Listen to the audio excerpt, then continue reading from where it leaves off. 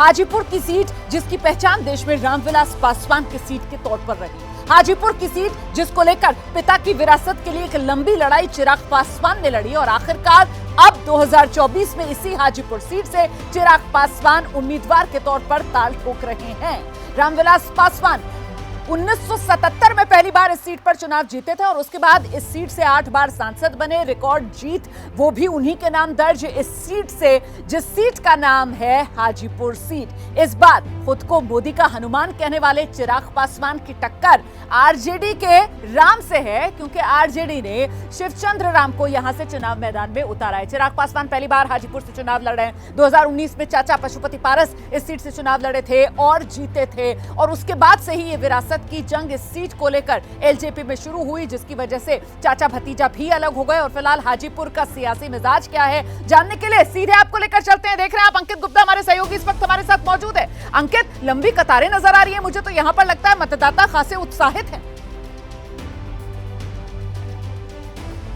रोमाना, लगता है आज ईश्वर का भी आशीर्वाद है, क्योंकि यहाँ पर जितनी गर्मी जो देश के बाकी हिस्सों में है, फिलहाल बिहार की मैं बात करूं तो मौसम यहाँ पर थोड़ा सा बेहतर है क्योंकि बादल है। लेकिन जिस बात का आपने जिक्र किया ना कि पिता की विरासत को क्या बेटा आगे बढ़ा पा रहा है, लोगों से बात कर लेते हैं। ये बताइए, वैसे तो जो है चिराग पासवान की बात की जाए तो वो चुनाव लड़ रहे हैं, लेकिन कहा ही जा रहा है कि वो पिता की विरासत को क्या आगे बढ़ा पा रहे हैं, क्योंकि चाचा से मतभेद भी हुआ था। चिराग पासवान यहाँ से लीड करेंगे। हम लीड करने की बात नहीं कर रहे, लेकिन पिता की विरासत को क्या बेटा आगे बढ़ा पा रहा है? चिराग आगे बढ़ेंगे। ये बताओ कि क्या चाचा से उनका मनमुटाव भी हुआ था? लगता है कि वो सब सुलह हो गई। अब आप लोगों के जहन में क्या वो मुद्दा है? नहीं, अभी इलेक्शन के बाद देखा जाएगा किसका। इलेक्शन के बाद देखा जाएगा। चाचा से जो है मतभेद हो गए थे, हालांकि अब चाचा जो है थोड़ा साइड में है, लेकिन लगता है कि अब वो जब आप वोट करने आए हो तो वो चीजें भी ध्यान में रखोगे, क्योंकि रामविलास पासवान की तो एक तरह से ये सीट रही है। नहीं, उनका ये पर्सनल मैटर है। हाँ। लेकिन हम लोग मुद्दा को समय को देखते हुए वोट करेंगे। ये बताइए कि चिराग पासवान अपने पिता की विरासत को आगे बढ़ा रहे हैं, रामविलास पासवान की सीट रही है। लगता है कि जब आप लोग आज वोट करने आए हो तो रामविलास पासवान की भी कहीं पर याद है क्या? रामविलास जीतेंगे, लेकिन वो तो चुनाव नहीं लड़ा। चिराग के पास। अच्छा, आपके लिए क्या इशू है? अभी नहीं बोलेंगे। चलिए, कुछ महिलाओं से, अगर रोमाना हमारे पास में वक्त है तो महिलाओं से भी बात कर लेते हैं। ये बताइए कि आप लोग जो यहाँ पर मतदान करने आए हो, मुद्दा क्या महिलाओं के लिए? क्या मुद्दा? अपना राष्ट्र का मुद्दा है, हमारे देश का विकास का मुद्दा है। देश का विकास तो आप लोगों के लिए राष्ट्रीय मुद्दा है या स्थानीय मुद्दा? हमारा राष्ट्र मुद्दा है। राष्ट्र मुद्दा। आपके लिए क्या मुद्दा है? राष्ट्र मुद्दा है। आपके लिए मुद्दा? राष्ट्र मुद्दा है। तो आपके लिए क्या मुद्दा है? राष्ट्र मुद्दा है। आप किस मुद्दा पर वोट कर रहे हो, राष्ट्र मुद्दा या स्थानीय मुद्दा? आप जो है तो देखिए रोमाना, साफ तौर पर अगर मैं बात करूं तो यहाँ पर जो है महिलाएं हैं, छोटे छोटे बच्चों को लेकर आई हैं। ये भी एक अच्छी तस्वीर है कि भले ही जो है अगर आपके घर में छोटा बच्चा हो, कोई भी काम हो, लेकिन पहले कीजिए मतदान, बाद में होगा जलपान। अगर सुबह सुबह मतदाताओं में इस तरीके का उत्साह देखने को मिल रहा है, एक अच्छा इंडिकेशन है, एक सकारात्मक नजरिए इसे देखा जा सकता है कि मतदाताओं में बहुत उत्साह है। और हम भी दर्शकों से लगातार यही अपील कर रहे हैं कि जल्द से जल्द घरों से बाहर निकलिए और मतदान में जरूर हिस्सा लीजिए। देश के अलग अलग लोकसभा क्षेत्रों में 5वें चरण का मतदान जारी है। आज बड़ी संख्या में लोग मतदान में हिस्सा ले भी रहे हैं और सुबह 9 बजे तक जो जानकारी मिल रही है, लगभग 10.5% लोगों ने मतदान में हिस्सा लिया है। आइए अब हम आपको सारण लिए चलते हैं। बिहार में सारण वो लोकसभा क्षेत्र है जहां से लालू यादव की बेटी रोहिणी आचार्य आरजेडी की उम्मीदवार है और उनके सामने है बीजेपी की तरफ से राजीव प्रताप रूडी। मेरे सहयोगी शशांक भी वहीं पर मौजूद हैं। शशांक, आज लोग वहां क्या कह रहे हैं? उनसे आपने बातचीत की होगी, रोहिणी आचार्य से भी आपने बातचीत की थी।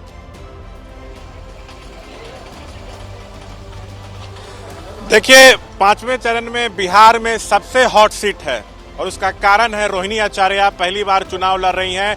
ये सीट लालू परिवार का घर रहा है, 4 बार लालू यहां से सांसद रहे हैं। देखिए, जितने भी मतदान केंद्रों पर हम जा रहे हैं वहां पर हमको लंबी कतारें देखने को मिल रही हैं। वोटरों में गजब का उत्साह है। किन मुद्दों पर वोट कर रहे हैं? वैसे विकास, रोजगार एक बड़ा मुद्दा है, लेकिन यहाँ पर भी हम लोगों से बात करेंगे। छपरा के तेलपा में एक मतदान केंद्र पर है, वोट देने के लिए आए हो, क्या सोच कर आए हो? किन मुद्दों पर वोट कर रहे हो? छपरा का विकास हो और मरहरा का चीनी मिल चालू हो। चीनी मिल चालू? हाँ, चीनी मिल चालू हो जी। और विकास बड़ा मुद्दा है। रोजगार, लड़का को रोजगार मिलो, ये सब काम हो। रोजगार मिले। आप लोग वोट करने के लिए आए हैं, क्या दिमाग में चल रहा है? किसको वोट करेंगे ये नहीं बताइए, मुद्दे क्या हैं? विकास होना चाहिए सर। बच्चे पढ़ रहे हैं, काम मिल नहीं रहा है, नौकरी चल नहीं रहा है उनका। कैसा सांसद हो? कौन सांसद हो ये नहीं बताइए, कैसा सांसद? सांसद ऐसा होना चाहिए जो यहाँ का हर एक युवा को रोजगार दे और छपरा का जो भी हो विकास करे। मतलब विकास और रोजगार, यही मुद्दा सबसे हावी लग रहा है। यस, यही मुद्दा। क्या क्या मुद्दे हैं आपके? वही विकास के लिए है, आदमी का विकास हो छपरा में सबसे बढ़िया रहेगा। आप लोग जब अभी वोट करने आए होंगे, युवा हैं, क्या दिमाग में चल रहा है? विकास हो और रोजगार हर व्यक्ति को मिले। रोजगार मिले। जी जी। और आपकी क्या प्रॉब्लम्स है जो आप चाहते हैं जिसका निदान निकले? और हर घर में जैसे बिजली बिल के जो भी एथी है इसके लिए समाधान किए जाए और रोजगार के लिए मेन मुद्दा है हम लोग के लिए। रोजगार विकास, देखिए महिलाएं भी हैं, उनकी भी आपको हम तस्वीरें दिखाते हैं। लंबी लाइन जो है लगी हुई है, आप लोग वोट करने के लिए आई हुई हैं। कोई रोजगार मुद्दा बता रहा है, कोई विकास मुद्दा बता रहा है। आप लोग जब अभी वोट करने आई हैं तो क्या दिमाग में चल रहा है? ठीक है सर। सब ठीक है? शशांक, कुछ समस्याएं होंगी ना? क्या? जी जी जी जी, मैं आऊंगा दोबारा आपके पास। विकास की बात लोग कह रहे हैं, मुद्दों की बात कर रहे हैं, लेकिन क्या वाकई इन्हीं मुद्दों के आधार पर जनता वोट डालती है? ये एक बड़ा सवाल है, क्योंकि जब पोलिंग बूथ तक मतदाता पहुंचता है तो बाकी जो परम्यूटेशन कॉम्बिनेशंस होते हैं वो भी उसके दिमाग में चल रहे होते हैं। पांचवें चरण के रण में वोटिंग आज हाजीपुर में भी हो रही है।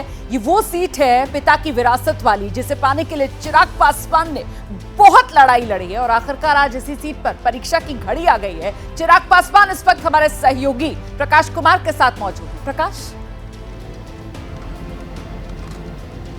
जी, रोमाना एक एक पल बहुत ज़्यादा ज़रूरी है, क्योंकि हैट्रिक बतौर सांसद लगाने की तैयारी है, तो वहीं पिता की विरासत को आगे ले जाने की जिम्मेदारी है। हमारे साथ चिराग जी, ये जो विरासत संभालने और आगे ले जाने, मैंने देखा पिछले 2-3 साल आपके बहुत ही गजब के गुजरे, भयानक गुजरे कह सकते हैं, नाइटमेयर रहा, और अब आपने चुनाव प्रचार किया है। आप इस चुनाव को कैसे देखें? मैं प्रकाश भाई, आप समझेंगे इस बात को, मेरे लिए हाजीपुर से मेरा रिश्ता कभी उस संसदीय क्षेत्र का हो ही नहीं सकता।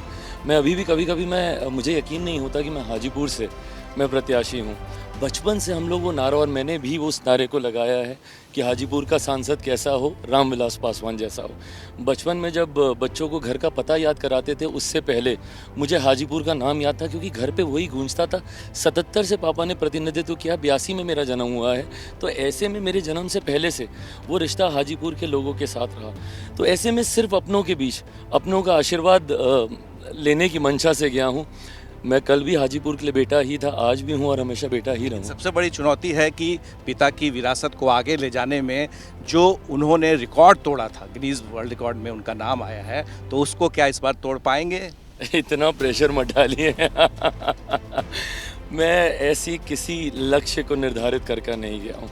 मैं, जैसा मैंने कहा, मेरे लिए पहली बात तो पिता की जिम्मेदारियों को अपने कंधों पर लेना, मुझे लगता है कि एक बेटे के नाते मैं बहुत नाशुक्रा होता अगर उनके जाने के बाद उनकी जिम्मेदारियों को अपने कंधे पे नहीं लेता। तो ऐसे में मंशा ये थी कि उनकी जिम्मेदारियों को, उनकी सोच, जब हाजीपुर को लेकर जो उनकी सोच रही कि सबसे विकसित लोकसभा में से होनी चाहिए, उनके जितने अधूरे कार्य हैं उनको पूरा करने की सोच के साथ इस जिम्मेदारी को उठाने का मैंने संकल्प लिया था। और बस अब उम्मीद इतनी है कि पापा को जो प्यार मिलता था वही मुझे भी। आज परीक्षा है, आपको क्या उम्मीद लग रहा है कि किस तरह से जो आपने चुनाव में रणनीति बनाई है, और दूसरी तरफ आपके सामने तेजस्वी यादव खड़े थे, और तेजस्वी यादव कह रहे थे कि ये तो चिराग पासवान जो है वो ये आरक्षण विरोधी हैं, संविधान विरोधी हैं, तो ऐसे नारे लगाए गए। तो आपको लग रहा है कि कौन सा मुद्दा है जो आपको आपकी तैयारियों पर आपको लगता है कि उसका फल मिला?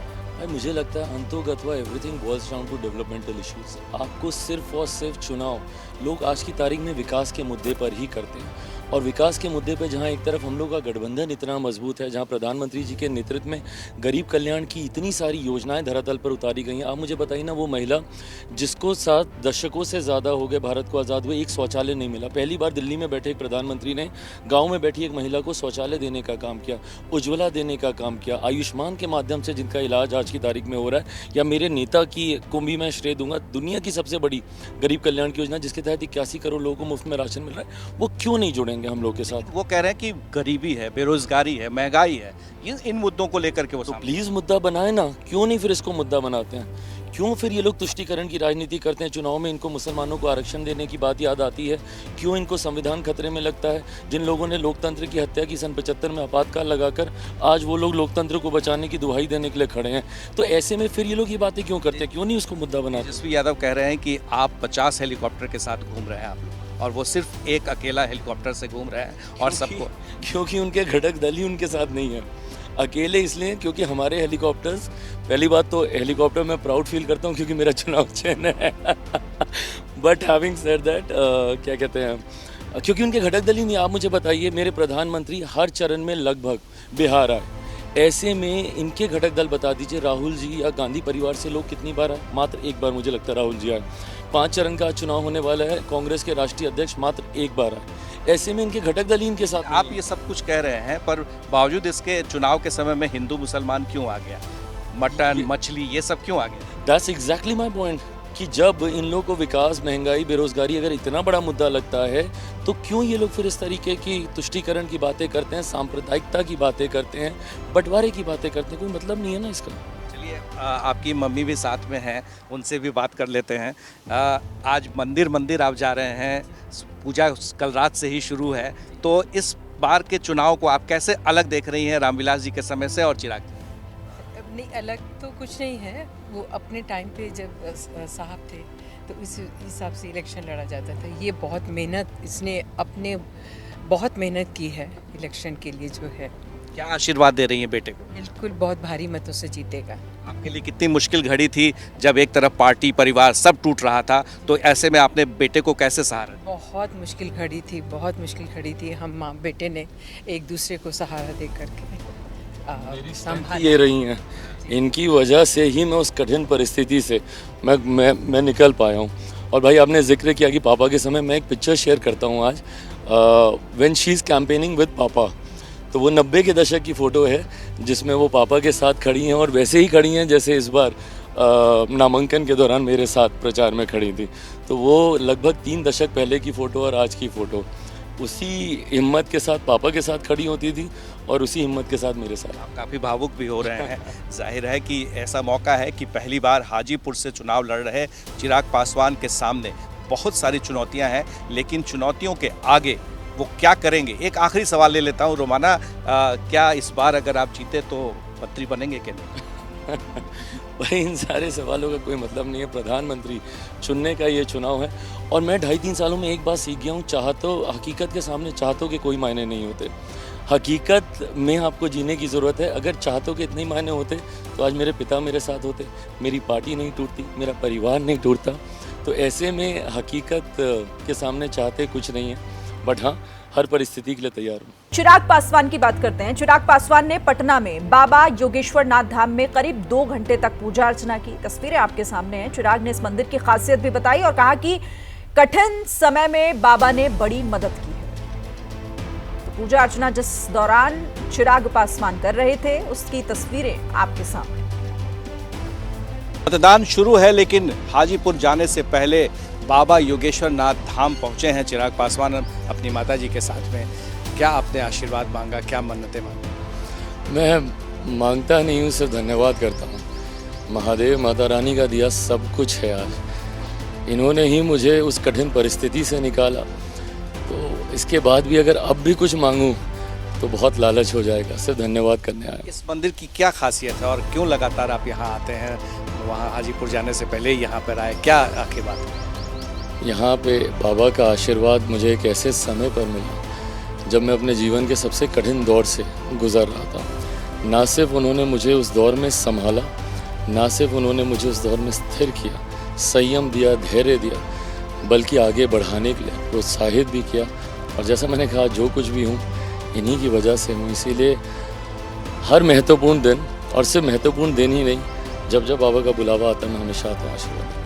अयोध्या में राम मंदिर निर्माण में मोदी जी ने सहयोग किया, और मैंने सुना है कि इस मंदिर को बचाने में, टूटने से बचाने में आपकी बहुत बड़ी भूमिका है। क्या बात मामला?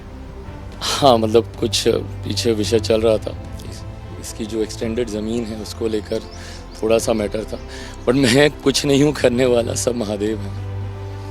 आपको लग रहा है कि आशीर्वाद मिला है, अब आप पूरी जीत होगी? हमेशा मिला है, इसलिए विश्वास है कि अभी भी मिला होगा। बिल्कुल, ये जो जो है पक्की है, उसमें कोई डाउट नहीं है।